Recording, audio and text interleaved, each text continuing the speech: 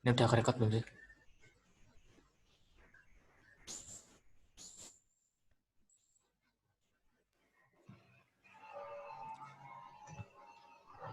Aja, 晚上好。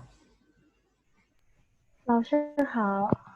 Ya, kali ini Zhou Laoshi kembali hadir di kelas kalian dan Zhou Laoshi sangat senang karena di hari ini Zhou Laoshi akan memberikan materi baru yang mungkin teman-teman belum dapatkan di materi sebelumnya. Nah, kali ini Zhou Laoshi akan memberikan materi sebagai pemanasan dulu yang gampang tentang tata bahasa Mandarin dasar. Nah, seperti apa itu? Jadi pada hari ini akan ada dua materi.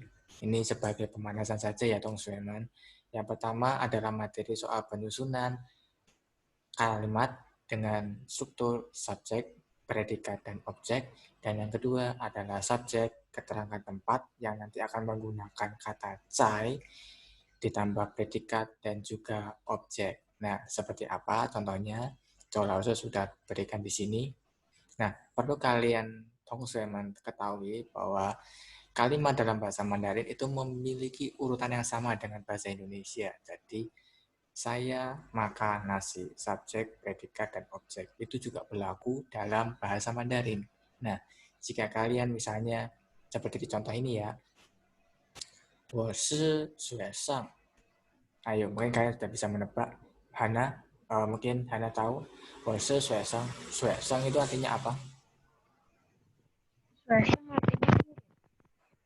Iya, emang udah dicontoh tapi nggak apa-apa. Buat tebak-tebakan aja. Nah, jadi 我是学生.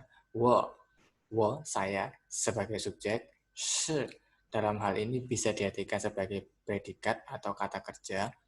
Kemudian objeknya adalah 学生. Saya adalah seorang murid atau saya adalah murid.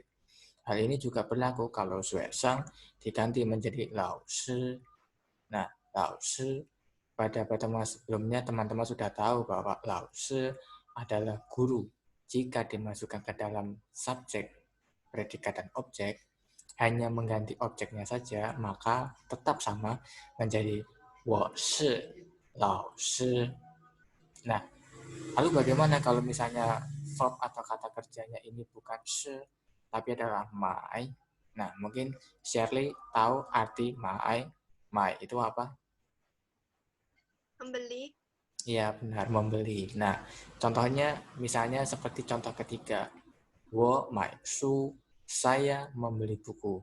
Tetap sama, tapi hanya diganti kata kerjanya dan juga objeknya menjadi buku. Kemudian ini juga berlaku di kalimat atau contoh yang keempat. Dengan contoh, 我吃米饭.